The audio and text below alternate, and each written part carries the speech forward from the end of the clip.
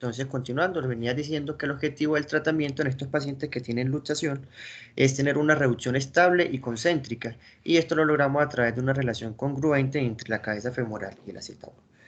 Y muchas veces este objetivo que tenemos de la reducción estable tiene que hacerse a través, ya sea de una reducción cerrada, pero cuando no se logra esta reducción cerrada, tenemos que hacerlo a través de reducciones abiertas y asociando la osteotomía, ya sea pélvica o femorales. Pero esto no está libre de ningún tipo de complicaciones e incluso las complicaciones principalmente descritas son la presencia de osteonecrosis, la displasia residual y la presentación de la reluxación. Esta reluxación está descrita en muchos artículos de aproximadamente un 8 hasta un 14%, principalmente descrito más del 8%. Pero en estos artículos siempre hacen la aclaración de que dependiendo el abordaje que uno realice para lograr la reducción abierta, podemos tener mayor riesgo de reluxación, como vemos con el abordaje anterolateral, que el riesgo de reluxación llega hasta un 8%, y cuando se realizan abordajes mediales, el riesgo de reluxación llega de un 5 a un 14%. Por lo cual, debo tener en cuenta qué sucede y por qué los pacientes van a presentar esta reluxación, y es importante saberlo ya que a pesar que la incidencia sea baja, esto se puede presentar y esto va a llevar a grandes complicaciones y malos resultados en nuestros pacientes. Entonces, dentro de las causas se describen varias, ya sea dentro de la parte anatómica del paciente y las características especiales que tenga ese paciente en la cadera, pero siempre y lo que mayormente se atribuye es que estos casos se van a presentar debido a deficiencias técnicas en el momento de su realización o en el momento de tomar la conducta, ya sea que no se valoró de manera adecuada y no se planeó de manera adecuada este procedimiento. Se dice que la liberación inadecuada de los tejidos blandos es una de las principales causas para tener reluxación, y esto principalmente está dado que yo no hago una liberación adecuada del ligamento redondo, no hago una liberación adecuada del ligamento transverso del acetábulo, el psoas no se libera de manera adecuada y tampoco se hace una liberación adecuada de la cápsula, lo cual va a tener tejido que todavía se va a interponer de manera intra y extraarticular, lo cual no va a permitir una reducción estable de la cadera, y que una reducción que a pesar que inicialmente puede verse algo estable, se pueda subluxar o se pueda luchar de manera mucho más fácil debido a toda esa interposición de tejido que hay. También cuando se habla de los procedimientos óseos, tenemos en relación a las osteotomías pélvicas y a las osteotomías en el fémur. Y principalmente describen que las osteotomías pélvicas, cuando no hago la orientación adecuada o cuando no tengo en cuenta que puedo tener descubrimientos en otras zonas como por la zona posterior, puede llevar a reluxación, y en esas osteotomías de fémur, cuando uno hace la desrotación excesiva de esa anteversión, puedo llevar que la cabeza femoral adopte una posición que principalmente está dirigida hacia posterior, y si no tengo una pared posterior suficiente, puedo llevar a que este paciente presente la reluxación. También está descrito la mala adherencia a la inmovilización con el yeso, y no principalmente la mala adherencia, sino también la colocación del yeso que se tiene que hacer de manera adecuada y teniendo mucho cuidado de moldear bien la zona que debemos tener para mantener esa reducción de la cadera. Y también hay patologías óseas residuales que no se intervinieron en el momento inicial, que posiblemente el paciente sí requería en ese momento, como la anteversión femoral, la anteversión acetabular, cuando hay anteversiones combinadas, ya sea tensiones combinadas de acetábulo y del fémur, lo cual lleva a una inestabilidad de esa cadera, cuando hay defectos acetabulares que no se identificaron durante el procedimiento quirúrgico, y cuando la cabeza tiene una deformidad que puede hacer un poco más difícil la adecuada congruencia de esa articulación. Mirando la evidencia que hablan sobre los factores de riesgo en los pacientes, los factores de riesgo para falla en los pacientes que se realizó reducción abierta, tenemos este artículo del 2011, que es un estudio de casos y controles de características retrospectivas, y lo que ellos determinaron, lo que buscan en este artículo es mirar qué factores de riesgo habían pre y postquirúrgicos para realizar una reluxación. Ellos, dentro de su corte de pacientes, se dieron cuenta que tenían una incidencia de un 5.9% de reluxación, pero dentro de sus pacientes, ellos hacían la aclaración que muchos de ellos venían de otras instituciones. El tiempo promedio que se presentó en estos pacientes, el episodio de la reluxación, está un promedio a 124 días, es decir, es una reluxación tardía la que principalmente presentan estos pacientes. Y al momento de hacer el estudio de esas variables que ellos buscaban en su artículo, la única variable que encontraron que estaba asociado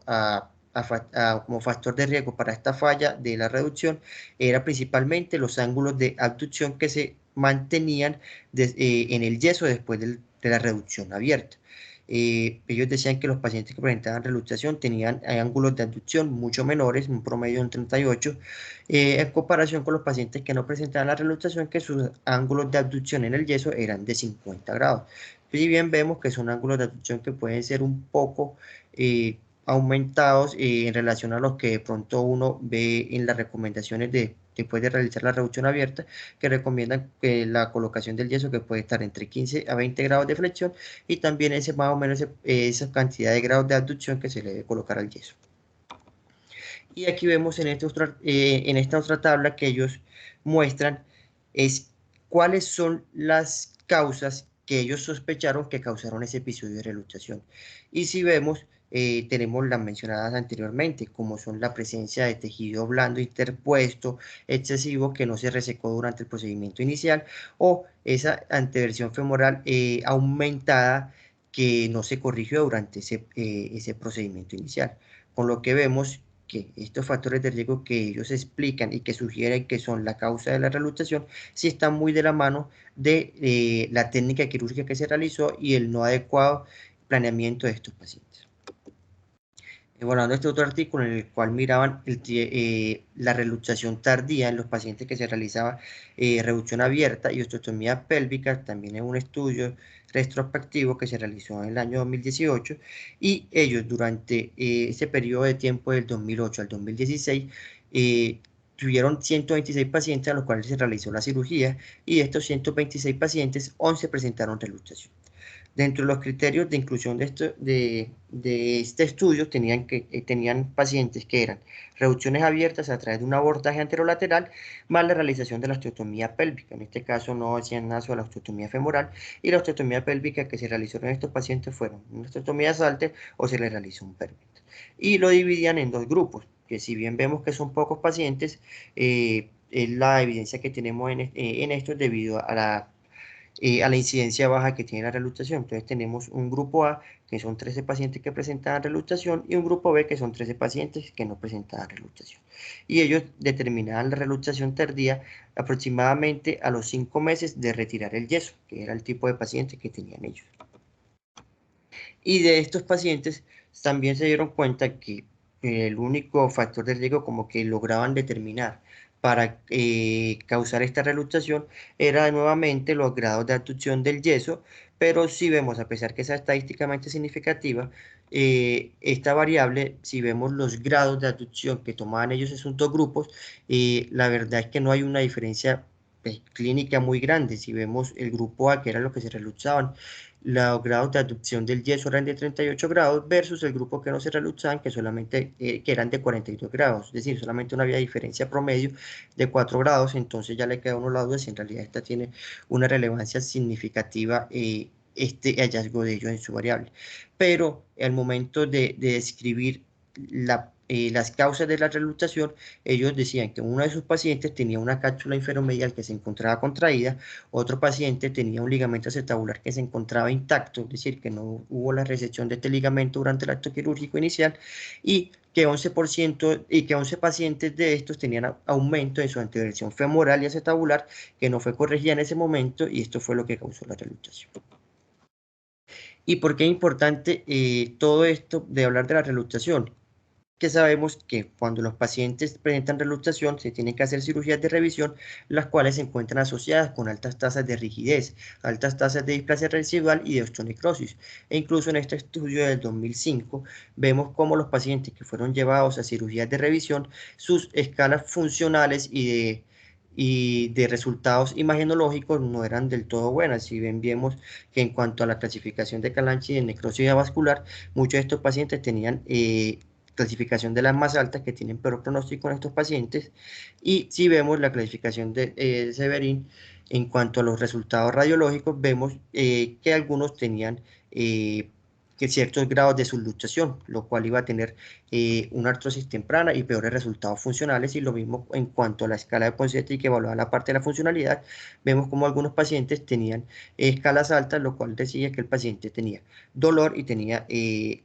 cierta limitación en sus arcos de movimiento. Entonces, si tengo estos pacientes que me están presentando mis reluxaciones y que sé que los resultados no son los mejores cuando presentan la reluxación, ¿yo cómo debo hacer para mejorar estos resultados?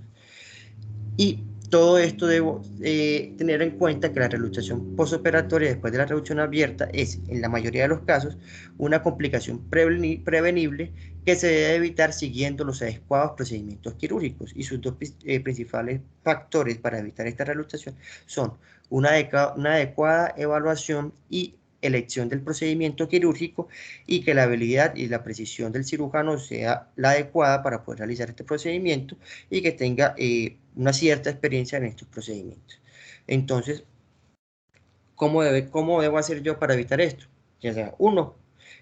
conocer los pasos que debo hacer, conocer las técnicas quirúrgicas para evitar la reluxación. Dos, saber cuándo realizar cierta osteotomía y cuál realizarla. Y tres, qué hacer cuando se presenta la reluxación en los pacientes. Nosotros vamos a enfocar en cómo evitar la reluxación y qué hacer cuando se presenta la reluxación, ya que de hablar de la osteotomía en realidad es otra charla que puede ser un poco más amplia, entonces en estos momentos no vamos a hablar de ella. Entonces, primero, cuando voy a hacer el procedimiento quirúrgico, principalmente lo que sucede es que tengo una falla para identificar y exponer adecuadamente el acetábulo verdadero, con lo cual no logro una reducción concéntrica. Las recomendaciones que daban en este caso eran realizar abordajes anteriores, con lo cual estos abordajes anteriores tengo mayor exposición de esa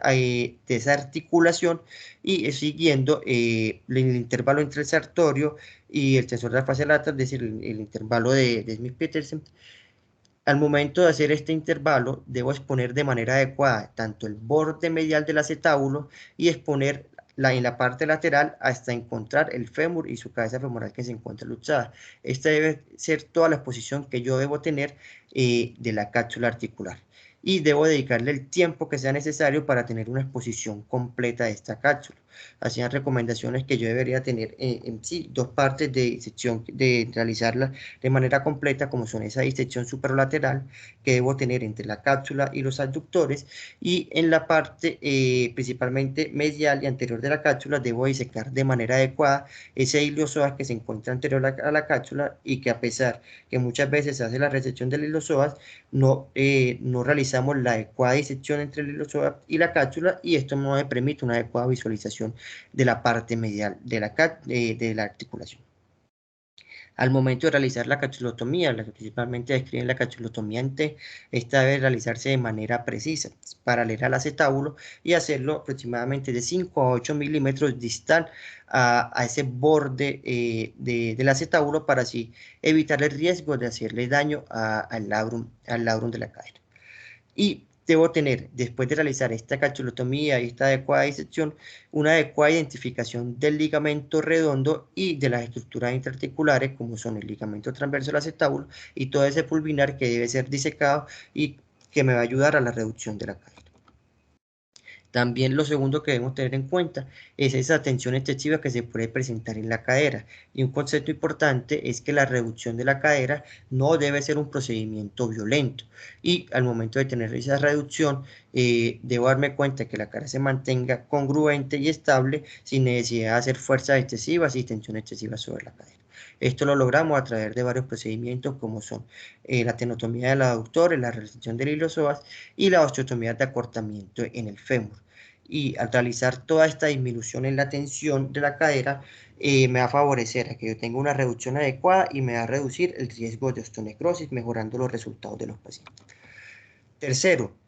que haya una inadecuada tensión para mantener la estabilidad. Tenemos problemas si hay una tensión excesiva, y tenemos problemas también cuando la tensión que se genera es mucho menor. Y esto principalmente va a estar dado por resecciones de segmentos grandes del fémur. Principalmente, que describían ellos que por qué se podía presentar esta resección aumentada. Es porque el error que se presentaba es que se realiza primero la osteotomía femoral y después realizan la reducción de la cadera. Y esa parte que se sobre pues, esa parte excesiva del hueso que se encuentra en esa osteotomía femoral era la que se resecaba, y este es un error, ya que muchas veces puede llevar a resesiones mucho más amplias, y lo que ellos recomiendan es, antes de realizar la osteotomía femoral, yo realizo una tracción inicial y determino en ese momento de la tracción qué tanta cantidad de fémur debo resecar para poder lograr una adecuada reducción de la cadera. Y mencionaban que rara vez se requieren resecciones mayores de 2 centímetros. En cuanto a la versión anormal del fémur proximal, tenemos que anteriormente decían que esa anteversión femoral aumentada era universal en todos los pacientes que presentaban displasia, y eran anteversiones muy aumentadas, incluso descritas mayores de 50 grados, por lo cual hacían como que la recomendación que todos los pacientes que se realizaba reducción abierta requerían también una osteotomía derrotadora de la cadera. Y que vemos con estos artículos, en este artículo de Sankar, vemos que la variabilidad de la anteversión femoral de estos pacientes es muy alta. Tenemos pacientes que tenían grados de anteversión de 0 hasta 10 grados y pacientes que llegaban hasta 100 grados de anteversión. Aunque si bien la cantidad más alta de anteversión se encontraba la mayor cantidad de pacientes presentaban anteversiones aumentadas más de 50 grados, vemos que también hay unos pacientes que tenían menos de 50 grados, que cuando uno mira en la literatura, la recomendación para realizar osteotomías derrotadoras dicen que son principalmente mayores de 50 grados, entonces quedan unos pacientes que en teoría no requerían esta osteotomía, y esto podía llevar a episodios de reluxación debido a descubrimientos, a cambios en la posición de la cadera. Y aquí vemos otro artículo en el cual dicen lo mismo, que esa anteversión femoral aumentada no era solamente en los pacientes con luxación, sino que se podía presentar en pacientes que tenían una cadera completamente sana, y que esa anteversión entonces no es universal en todos los pacientes con displasia. Pero, ¿qué sucede? En los pacientes que sí requieren esa anteversión femoral, el error más común es que se sobrecorrija, y yo llevo a un paciente que tenga una anteversión femoral, lo lleve a una versión neutra, o incluso logre que esta cadera quede retroversa, lo cual va a hacer que este paciente presente una luxación posterior. ¿Qué recomendación dan? Nunca corregir más de 20 grados de anteversión femoral, y la recomendación que dan ellos es que yo debo evaluar clínicamente durante mi acto quirúrgico qué tanto grado de anteversión tiene ese paciente, y de esa anteversión femoral que tiene el paciente estimada, yo debo corregirle solamente el 50% de ella. Es decir, si tengo un paciente que tiene una anteversión calculada de 60 grados, en teoría yo debería corregirle solamente 30 grados de esa anteversión femoral. En cuanto al acetábulo, cuando se realizan osteotomías, en ocasiones la corrección es inadecuada, y esto puede ocasionar que la inestabilidad sea persistente y se presente la reluxación en el yeso. Y también puede hacer que se haga una sobrecorrección, más probable que se presente con las osteotomías triples, la cual pueden dejar la pared posterior del acetábulo insuficiente y puede ocasionar que se presenten reluxaciones. Y en cuanto a la realización de la capsulorrafia, la recomendación que se da es que esta sea previa a la fijación de las osteotomías, y debe ser siempre el último paso quirúrgico, ya que si se realiza esta capsulorrafia antes de hacer las osteotomías, y después yo le hago las osteotomías, esta capsulorrafia que hago va a perder tensión, lo cual va a perder estabilidad inmediata en esta cadera. Y también importante no solo enfocarnos en el acto quirúrgico, sino también que la colocación del yeso hace parte importante dentro de mantener la estabilidad, y esta colocación, este control de la cadera debo tenerle durante todo el acto quirúrgico y durante la colocación del yeso. Muchas veces lo que sucede es que se pierde este control cuando se está colocando el yeso, y eso es lo que va a llevar a la episodio de reluxación, porque son inestabilidades inadvertidas, y muchas veces puede quedar el paciente luxado en ese momento que no se tuvo un control adecuado al momento de la postura del yeso. Y lo otro es no solamente el control, sino tener un moldeo adecuado de este yeso sobre el trocante mayor, ya que el yeso es un elemento importante en el manejo integral de la luxación, lo cual va a mantener la reducción y se debe moldear de manera cuidadosa y adecuada lo que es la cara lateral y posterior del trocante mayor. Principalmente lo que uno debería hacer en este caso es mantener una posición como un ortolani, para en esa posición que uno mantiene, mantener la cadera reducida, y en ese momento que estamos colocando la mano sobre ese trocante, ir moldeándolo para tener una reducción mantenida durante esta postura del yeso. Esto es en cuanto a las técnicas quirúrgicas que debo realizar de manera adecuada. Pero ¿qué otras formas existen para aumentar la estabilidad de estos pacientes a pesar de yo haber realizado todos estos procedimientos de manera adecuada? Están descritos el uso de los pines, ya sea de manera extraarticular o de manera intraarticular. En este caso, lo que muestran y describían es que en aquellos pacientes que tenían luxaciones altas y que ya tenían formación de no acetábulo, a veces era difícil mantener esa reducción porque la cadera lo que iba a hacer era ascender a buscar ese neoacetábulo. Entonces, en este caso, utilizaron ese pin extraarticular que dicen que va desde el trocánter mayor y se ubica en la porción superior sobre esa zona que tiene el neoacetábulo para evitar la migración superior de la cadera. Y en este caso, ese pin se mantiene durante 6 semanas y se retira a realizar una ventana sobre el yeso. Entonces se retira en un consultorio sin ningún tipo de inconveniente, y esto es una recomendación en cuanto a un pin que se puede utilizar de manera extraarticular. También está descrito el pin que se utiliza de manera transarticular. En este estudio vemos, en el estudio del 2015, el doctor Castañeda, ellos dicen que tenían una población muy alta de sus pacientes que le realizaban la utilización del pin transarticular, y ellos lo realizaban como de manera frecuente, era como casi un protocolo que ellos realizaban. E incluso eso lo vemos debido a la gran cantidad de pacientes que tienen ellos con el uso de pines. Decían que tenían 645 pacientes a los cuales se habían realizado el uso de pin, y utilizaron 24 controles que no se les realizó el uso de este pin. Vemos que los pacientes que tenían el uso del PIN tenían reluxaciones de un 3,8%, y esta reluxación se presentaba en un promedio en el día 62, y en los pacientes que no se realizaba el uso del PIN tenían un porcentaje de preferencia de reluxaciones de un 12,5%, y este presentaba en el día 58. En cuanto a la necrosis vascular, vemos que no hay diferencia entre el uso del PIN o no, teniendo un 19% de presencia de necrosis en los pacientes que se realizaba el uso del PIN, y de 16% los pacientes que no se realiza el uso de este PIN. Y en cuanto a la infección superficial, vemos que se presentaba en un 8%. Describían que estas infecciones eran superficiales y eran infección del sitio de inserción del PIN. Y solamente tuvieron 2 pacientes de los cuales tenían infecciones superficiales que eran en relación a la herida quirúrgica, pero ninguno de estos pacientes tuvo una infección profunda. No tuvieron complicaciones en cuanto a que el PIN se rompiera, pero sí 8 de estos pines migraron hacia el interior y hubo necesidad de hacer cirugía para la recesión de este PIN. ¿Qué concluyen ellos al final? Que no recomiendan el uso del PIN transarticular de rutina, que este no va a reemplazar la técnica adecuada, pues la técnica quirúrgica realizada de manera adecuada, pero sí dicen que este PIN es seguro y eficaz y se puede realizar cuando sea necesario, después de haber realizado todas las otras medidas quirúrgicas de manera adecuada y todavía se mantiene algo de inestabilidad. En cuanto a la capsulorrafia, sabemos que es un procedimiento importante dentro de mantener la estabilidad de la cadera. Aquí vemos un ejemplo de cómo un paciente le hicieron la fluoroscopia antes de realizar la capsulorrafia, y vemos cómo está esa apertura del espacio medial, y después de realizar la capsulorrafia vemos cómo esa cadera ya se disminuye ese espacio medial y se ve más congruente. Y esto lo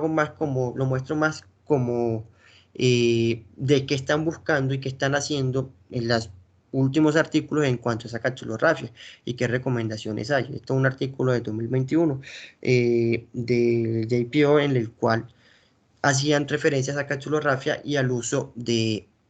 suturas de anclaje. Pues la principal recomendación que dan con estas suturas de anclaje es que muchas veces en esa parte medial puede ser un poco difícil hacer la capsulorrafia, debido a que la interposición de todos los separadores y todas las estructuras que están ahí pueden hacer que sea un poco difícil hacer esa sutura de la parte más inferomedial, por lo cual ellos como que describían esta técnica del uso de la sutura de anclaje, pero no que sea como recomendación ahora hacerlo a todos los pacientes, suturas de anclaje, sino como que otras medidas que uno puede utilizar en estos pacientes. Toca mirar cómo van los resultados de estos pacientes para mirar si mejoran los resultados de ellos o no, pero por el momento solamente como descripción de la técnica. En cuanto al uso del ligamento redondo, vemos que aproximadamente desde 2100 se ha descrito el uso de este ligamento redondo para aumentar la estabilidad. Sabíamos que anteriormente decían que este ligamento redondo se debería resecar tanto de la cabeza femoral hasta incluso del acetábulo, y ahora vemos que ya cada vez se están recomendando más el uso del ligamento redondo para aumentar esa estabilidad, pero si vemos todos estos artículos, principalmente la descripción que ellos hacían de esa tenodesis del ligamento redondo, eran en abordajes mediales, y lo otro es que los pacientes no eran muchos los que describían en su artículo, pero sí muestran resultados como prometedores y resultados que hablan de que se mantiene una buena reducción y no se aumenta el riesgo de necrosis vascular en estos pacientes. En cuanto al ligamento redondo, eh, aquí muestro la técnica quirúrgica implementada por el doctor Sarasa, y pues, le agradece al doctor Roima por compartir este artículo. Y en este caso lo que vemos es cómo se usa el ligamento redondo para aumentar esa estabilidad, pero no haciendo la resección desde el acetábulo, ni desde la cabeza femoral como describían las técnicas anteriores, sino que lo que hacemos es que ese ligamento redondo lo vamos a utilizar a través de un túnel intraóseo en la fobia de la cabeza femoral, y lo que vamos a hacer es fijarlo en la parte lateral del fémur. Aquí vemos cómo identifican el ligamento redondo, cómo muestran la relación que tiene el ligamento redondo con el acetábulo y con la cabeza femoral, y cómo ya resecaron el ligamento redondo de la fobia, hicieron a través de unos puntos de Krakow mantener ese ligamento redondo, y como a través de ese túnel trasóseo y el paso de un pasahilo, cómo llevan ese ligamento redondo a la cara lateral del fémur y lo tensan en esa parte lateral, lo cual mostró ese aumento de esa estabilidad en estos pacientes que ellos describen en la técnica. Y aquí vemos ya finalizado el procedimiento de la tenodesis lateral, de tenodesis intraósea por túneles de este ligamento redondo, cómo se mantiene esa estabilidad de la cadera, y ya después al hacer la capsulorrafia, cómo vemos esa cadera que se encuentra reducida después de realizar este procedimiento. Listo, entonces todas estas son las técnicas descritas para evitar que se presente la reluxación, pero entonces mi paciente presentó la reluxación a pesar de haber hecho los procedimientos. ¿Qué debo hacer? Principalmente describen dos escenarios. Uno, cuando el paciente presenta la reluxación con el yeso, es decir, una reluxación temprana, y la recomendación que dan con estos pacientes es que se tiene que hacer la revisión de la cirugía de manera urgente, y no debo retrasar este procedimiento esperando o creyendo que esta estabilización se va a realizar de manera espontánea. La demora en realizar este acto quirúrgico va a disminuir las tasas del éxito, por lo cual esto debo realizarlo de manera precoz, de manera temprana.